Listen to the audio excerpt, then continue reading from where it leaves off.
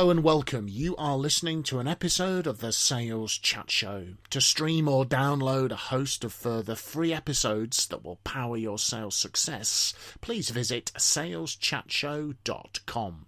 We really hope that you enjoy and benefit from this episode.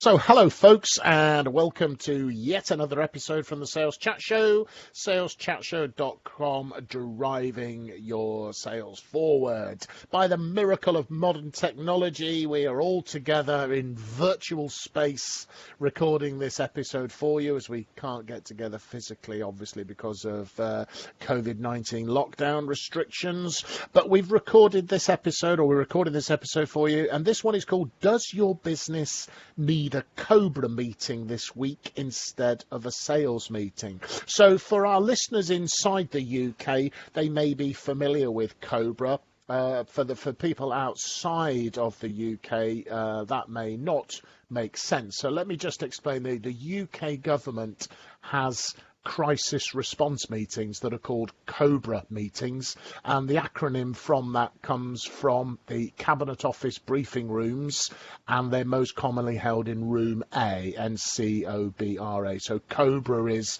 the acronym that is used to describe the crisis response team that the government have, and they obviously meeting on a regular basis. But Phil posted something on social media saying that he had a different way of looking at the COBRA acronym and thought that would be a useful thing for organisations, sales teams, sales managers, sales directors to consider. So Phil, what is your version of COBRA? Talk us through your suggestions for our dear and wonderful listeners. Thank you. Yeah. So my suggestion, which you're quite right, I floated it out on Facebook recently, is that maybe it is time for our businesses to run COBRA meetings as part of the response to the coronavirus and, of course, any other future emergencies for that matter. So COBRA under this scenario stands for C would be change, O would be outcome, B is backward plan, R is resources, and A is action. So just to run that 5 together, the change word, the big question there is, what is the change that the business now needs to make? The O on the outcome is, well, what would a good result look like, and how would we know that we've achieved it?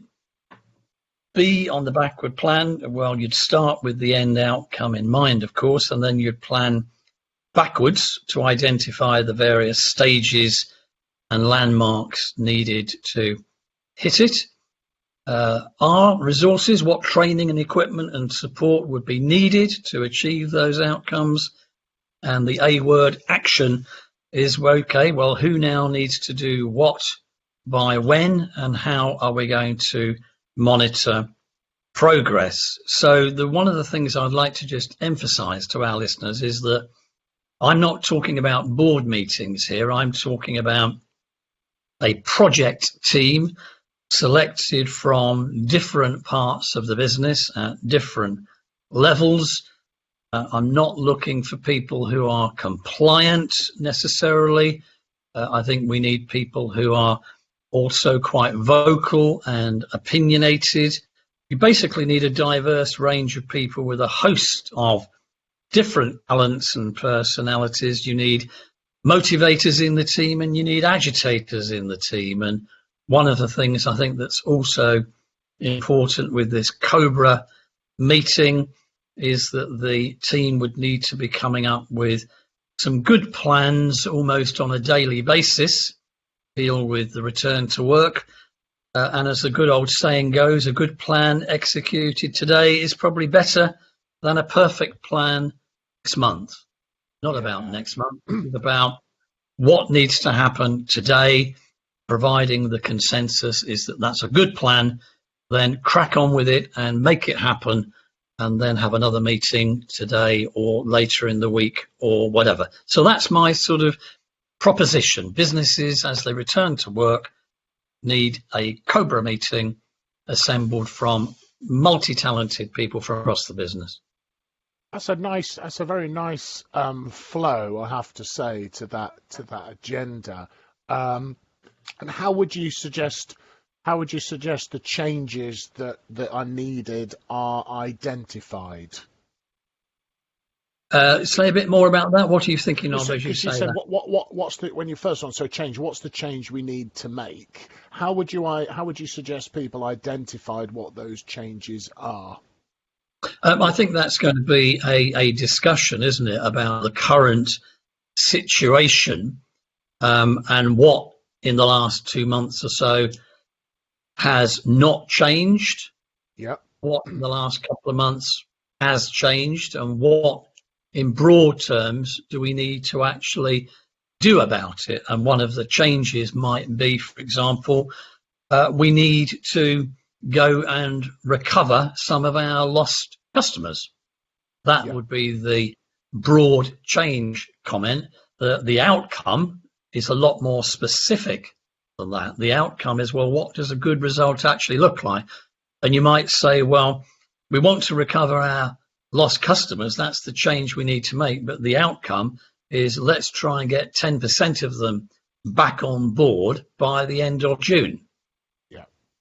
And I think I really like your commentary around you need diversity of opinion and of exposure to what's going on that you're not going to get if you just do a sort of a horizontal slice, perhaps across, say, senior managers in the business. They may not be down correctly, by the way, it's not meant as criticism, but they won't be necessarily down in the weeds like some of the frontline salespeople, for example, would be, who'll be experiencing a very different world and will be picking up straight from the customer what's going on. I often hear sales directors and chief executives whinging and whining about disruptive people as they see it.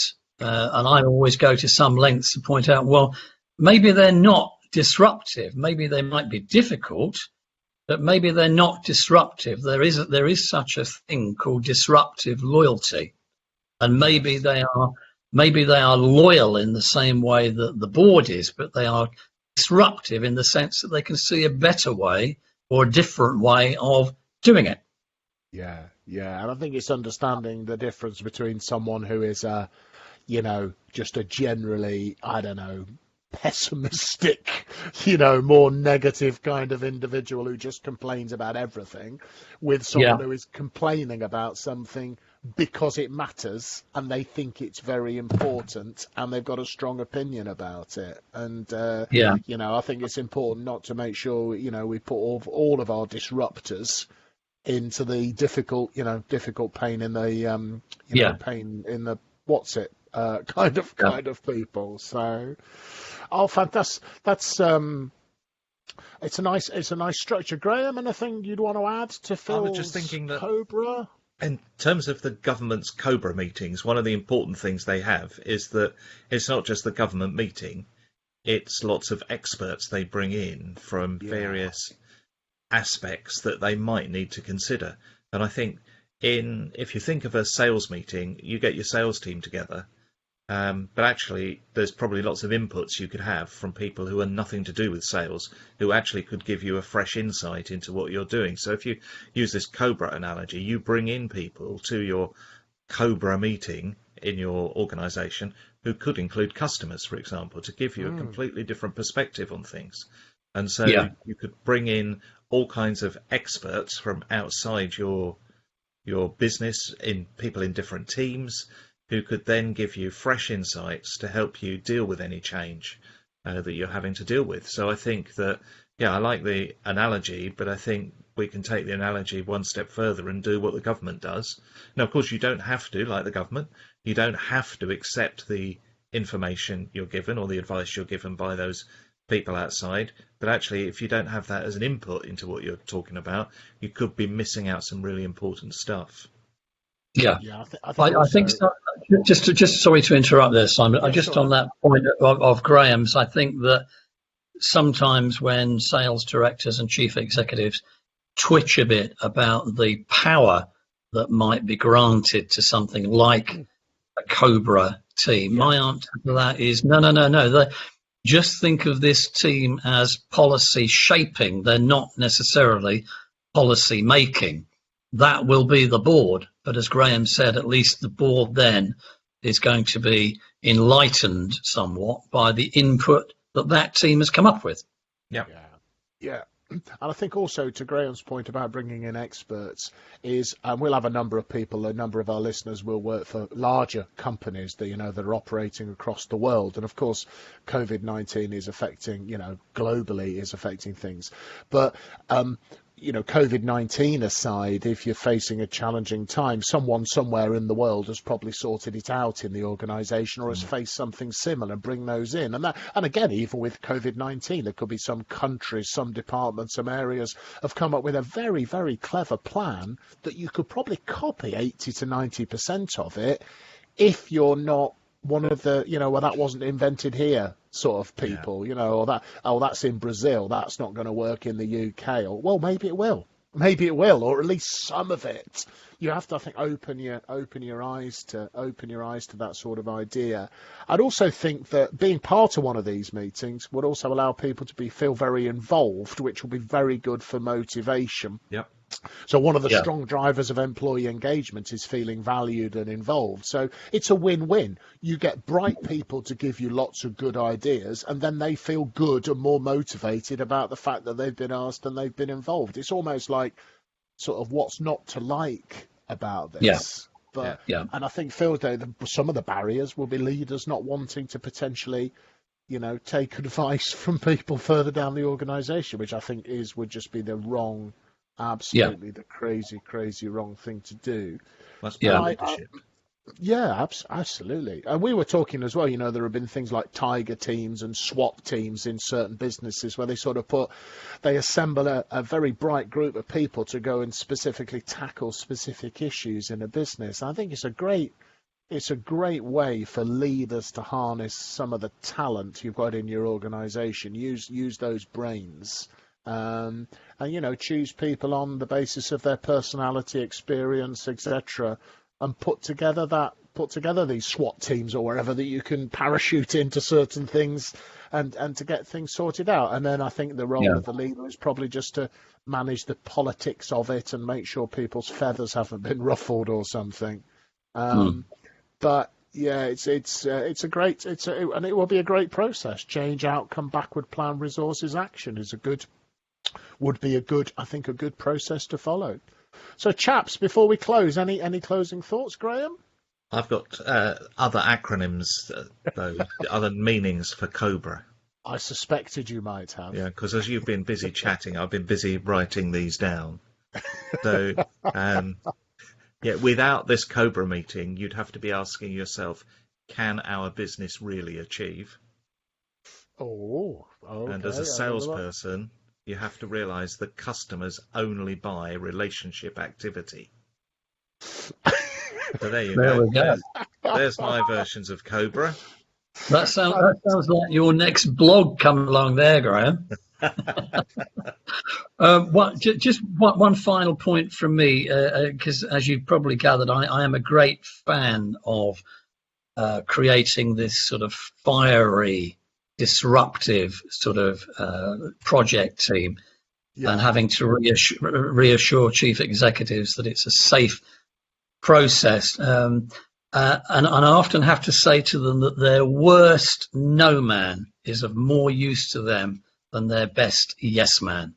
And I think that is absolutely fundamental here. They're going to get more value from people that are pushing and nudging and challenging them than they ever will from somebody that's just nodding in the corner of the room, thinking of their next promotion or game of golf with the boss. Interesting. Oh, provocative thought to close. And while Graham has been busy dreaming up acronyms, I have to say that every time COBRA is mentioned, I'm reminded of the rather crazy evening I spent learning to handle venomous snakes with my brother. And the highlight of the evening was handling an extremely large and rather grumpy king cobra. So every time cobra is mentioned, I get a sudden surge of adrenaline in memory of my mad evening learnt doing that. So if any of the Sales Chat Show listeners didn't think I was completely mad, they now know that I definitely am doing. So Yeah, that sounds like a really fun day out. it's a great team building exercise. No, you don't. I think we should just confirm that Simon is not a snake oil salesman. Oh, very good. Very good. We can't top that. The pun master is in the house, Mister. So it's been Mr. Graham Jones, Mr. Phil Jester, and I've been Simon, the mad snake handling Hazeldine. There are 150 plus episodes of the Sales Chat Show podcast from wherever you get your podcast, wherever you choose to subscribe. Make sure you subscribe to Sales Chat Show, and we would just like to wish you good luck and good selling in the challenging situation that you find yourself in, and please make sure you stay safe, folks. Thanks for listening.